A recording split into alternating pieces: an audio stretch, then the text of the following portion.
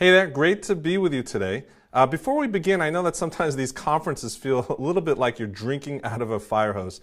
So to help you avoid the pressure of getting everything down in your notes, we're making the presentation files and a couple of other resources available for download at simply.butler.church. That way you can just sit back, enjoy the content we'll go through without stressing out about missing anything.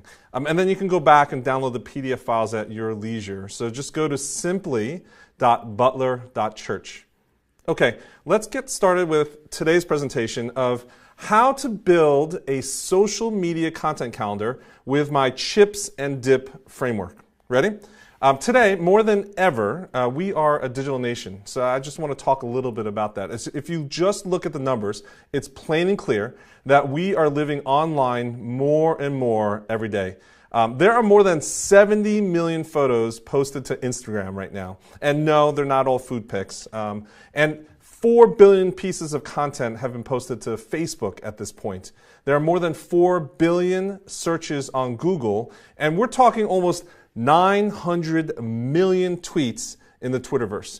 We are driven to consume and share virtually and visually with one another on Twitter, Google, Instagram, and Facebook. It's what we call today a TGIF world.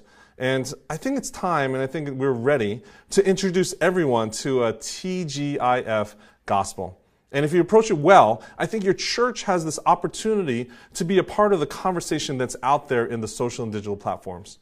Well, my name is Kenny Jang, and today I'd like to share with you a little bit about building a dynamic social media content calendar for your church and your community online that's strategic and effective. So the first thing is, do you realize that teens today are spending more than 6.5 hours per day on social media? And 81% of Christian millennials have posted scripture to their social media networks in the past year. People out there in your community, they're not disengaged with religion. We're just not talking their language. And so today as church communicators, we're challenged to build content strategies of meeting people exactly where they are, where they're already engaging with their friends and family and coworkers, and where they're already sharing and living out their entire lives. Like the foundation of any good party, I always like to say, you bring the chips, I'll bring the dip. And in the spirit of a certain Pastor Rick you might know, who does these acrobats with acronyms, let's take a closer look at the word chips and dip to reveal what I really mean are the key ingredients for socializing across today's digital platforms for your church and ministry organization. So let's start with what you're bringing to the party, the dip, D-I-P. And the first ingredient is critical. D in the dip stands for discipline.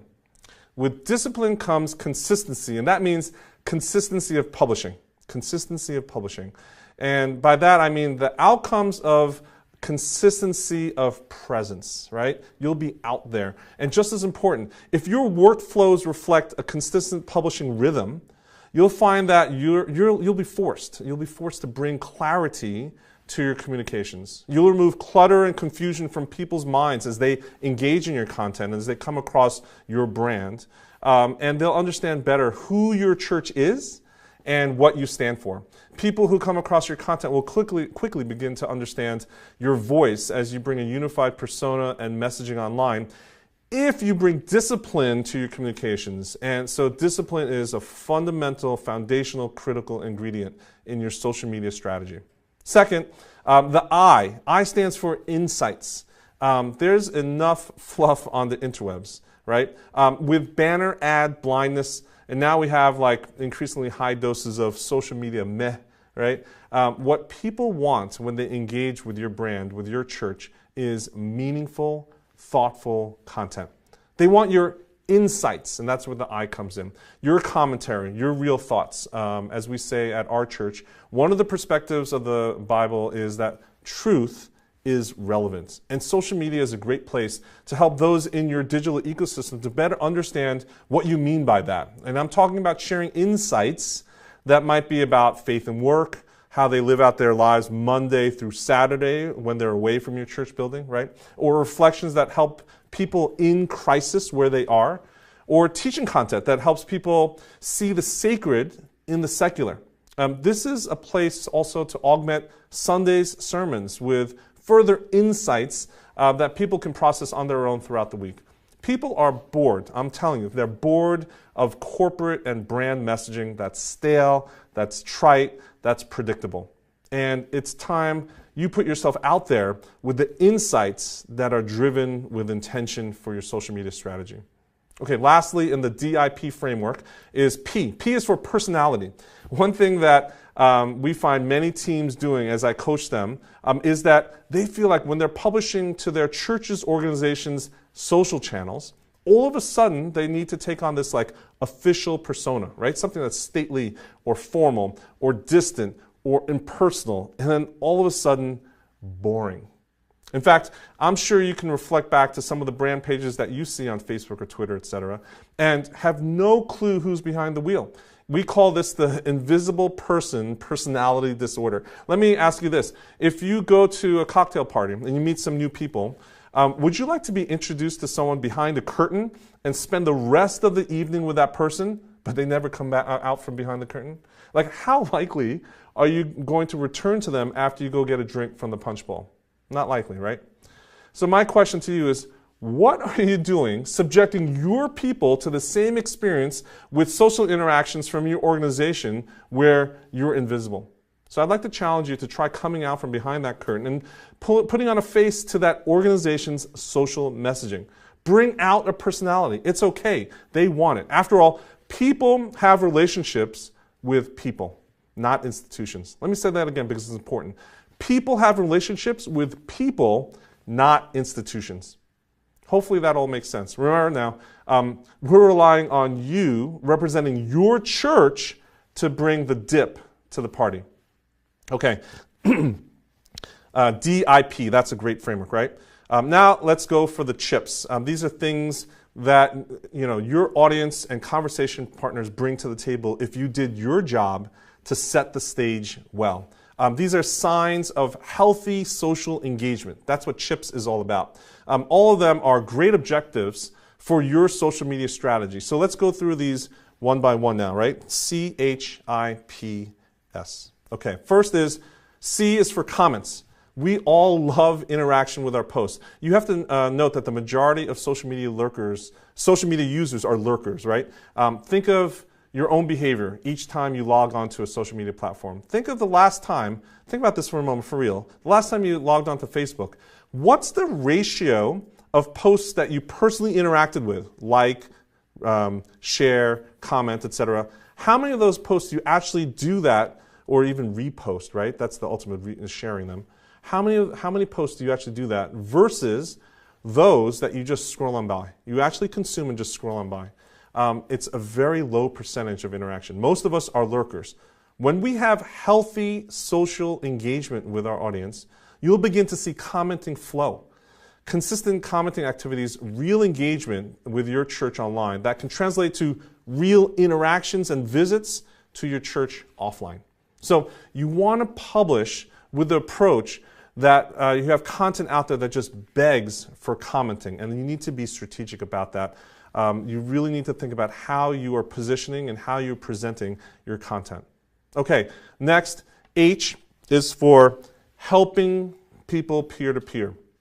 When you set up the right dynamics of your presence for your audience online, people identify with your tribe, and best case scenario, they begin to treat it as community. Right? If you really provide consistent and meaningful content, and you let your people see your online persona and personality come out, you'll eventually see a turning of the tide to where people will start to jump in and respond to each other in addition to, or even before you have a chance to do so yourself from your church's account. That's the holy grail of community building. When you see peer-to-peer conversations, commenting, interactions, encouragement for each other, all without the necessity for you to jump in. Okay, next, I is for inspiration. Instead of producing content in a vacuum, I'm challenging you. It's better to listen to the ecosystem and take the content cues from them. If you respect your conversation partners, what you'll find is that you'll begin to discover plenty of inspiration to produce relevant content that's meaningful for both you and your tribe.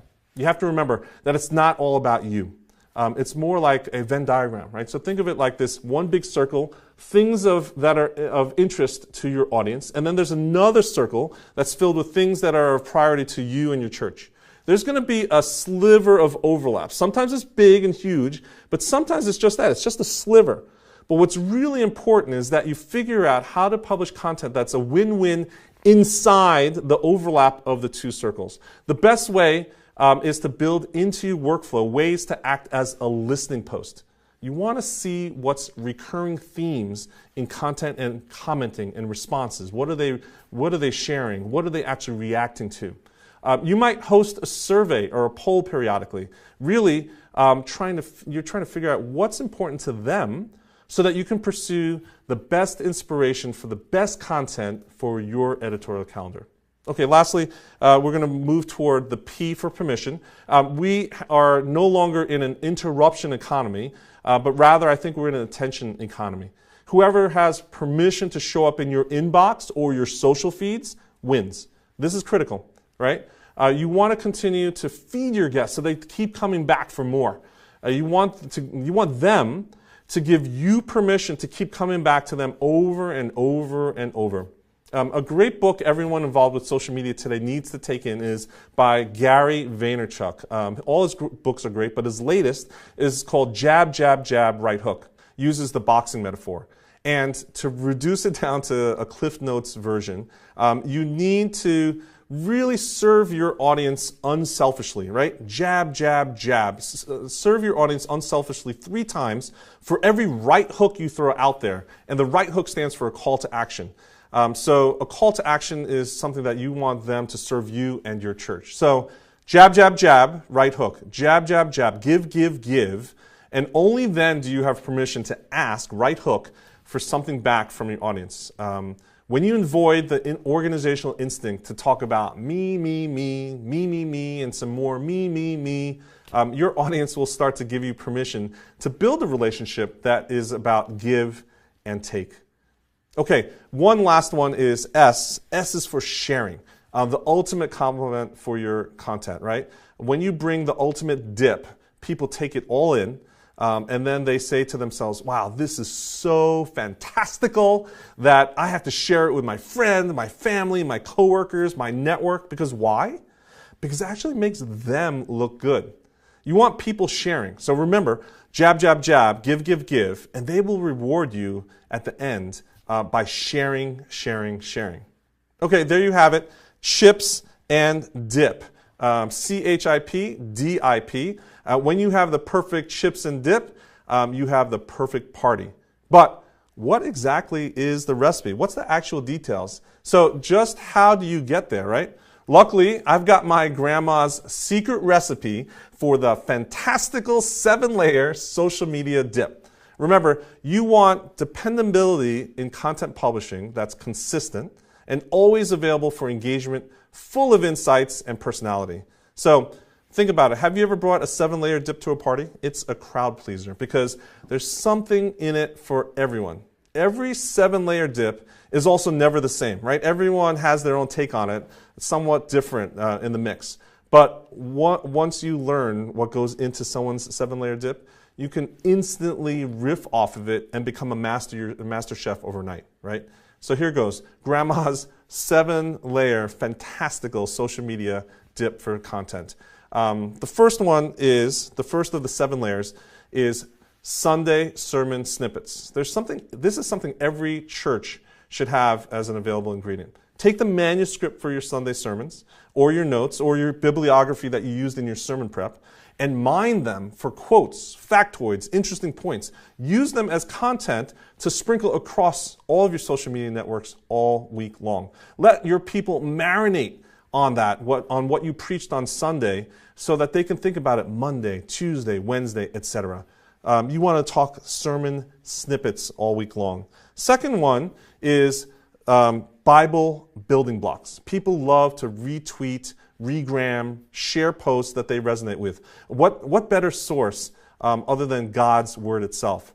I shared earlier in this presentation that over 80% of millennials have shared Scripture on their social networks in this last year.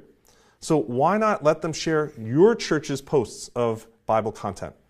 The next one is volunteers are your heroes, right? Volunteer highlights is what we can put out there on a regular basis. This is one of my favorites because it can be just so much fun.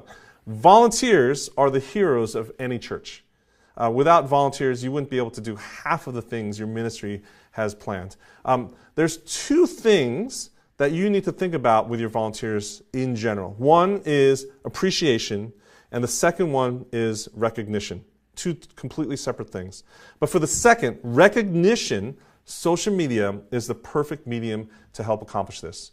Why not plan a recurring weekly volunteer of the week photo or story that you can post on your networks? Why not post team photos?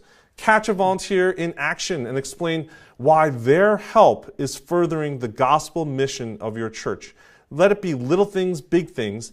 Highlight your volunteers. Volunteers are our heroes, and you need to start recognizing them, and social media is a great place to do that. The fourth layer is what we call our ministry merry-go-round.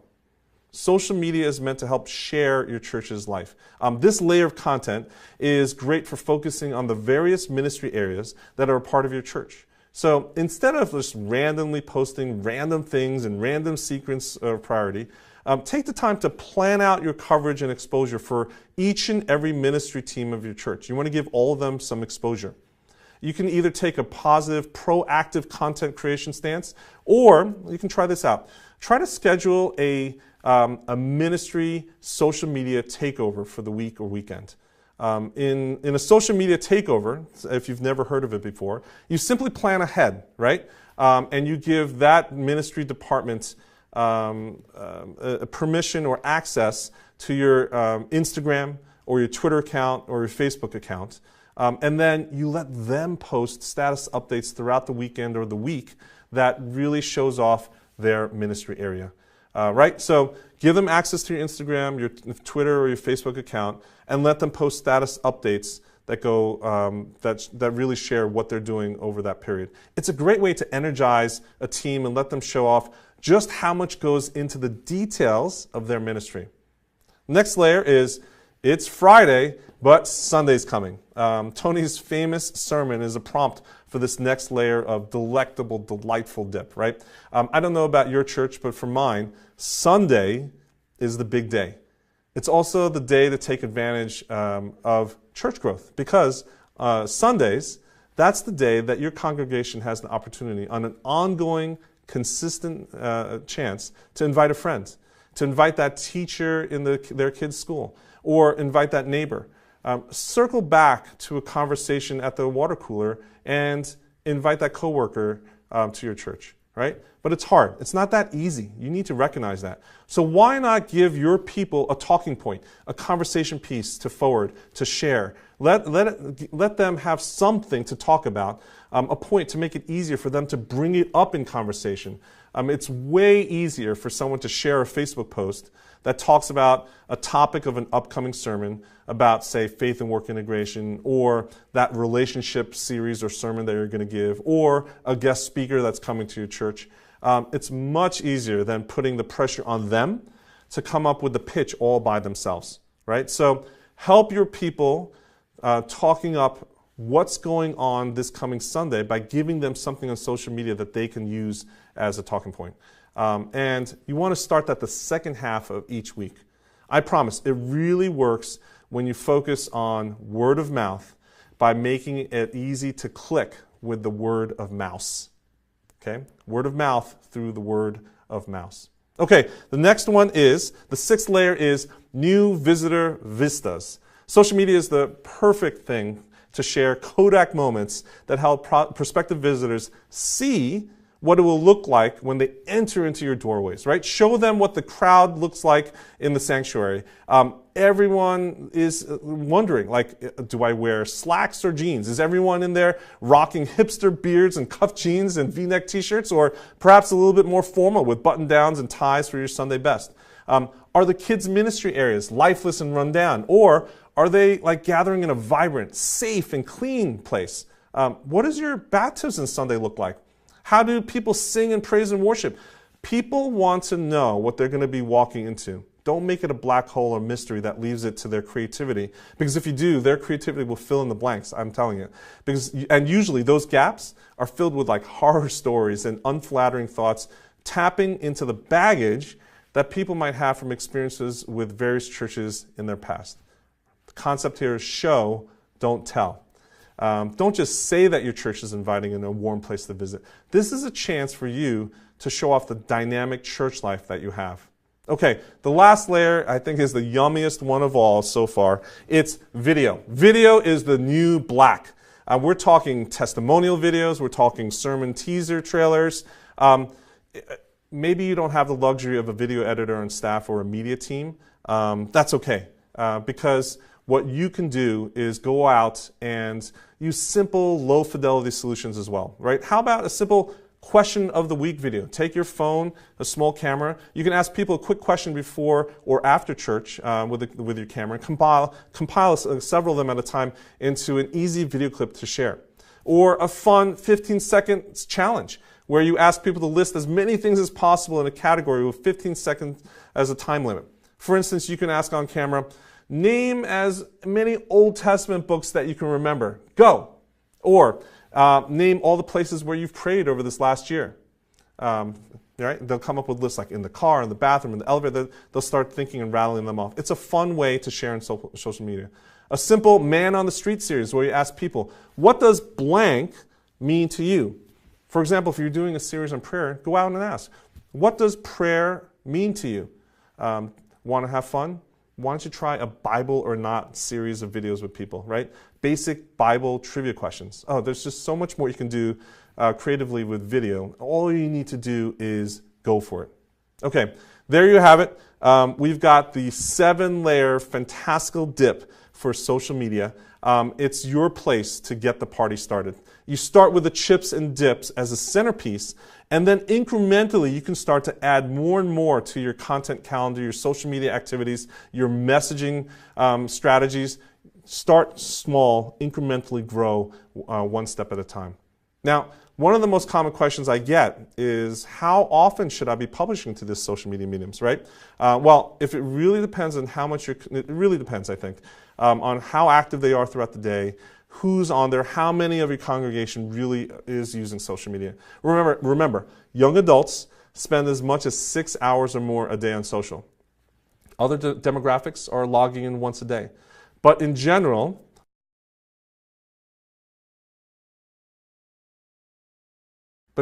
I use this count-up framework for frequency. It's 1, 2, 3, 4 for Instagram, Facebook, Snapchat, and Twitter, right? So let's just go through it one at a time. First, start with 1 post a day for Instagram, 1 or 2 at the max, right? 1 post a day on Instagram. For Facebook, 2 times a day. General rule is 2 to 3 posts is a good way to do it. So 1 to 2 on Instagram, 2 to 3 on Facebook. For Snapchat, try to take it 3 times a day, 3 to 4 times a day max on Snapchat to start. And then for Twitter, we're talking 4 or more times. That's my 4x4 framework for frequency. 1, 2, 3, 4 times a day on 4 specific networks: Insta, Facebook, Snapchat, Facebook. You don't need to be on all 4, but remember, don't get stuck with paralysis by analysis. Just go out and do it and start small. You don't have to do it all. Begin with 1 platform. If you want to use just 1, start with Facebook and then look for incremental gains. Remember that the version 1 is better than version none. Version 1 is better than version none, so just go get started. So now you have all the elements to pull together a weekly editorial calendar. Using the basics for content and frequency, you can map out your editorial calendar for a week, for 2 weeks, for 3 weeks, a month in advance for your church. I hope this was helpful to break down some of the general guides for types of content as well as timing of content. And I wish you the best as you plan your work and then work the plan. That's very important, to be strategic. Plan your work and then work the plan. I'd love to hear how you're doing and any questions that you might have about going to build your own church's editorial content calendar. Remember, today's presentation is available for download at simply.butler.church. And my name is Kenny Jang. I invite you to reach out to me on Twitter at Kenny Jang, or let's get the conversation started across any of the social media networks. And this time, remember, I'll bring the chips if you bring the dip.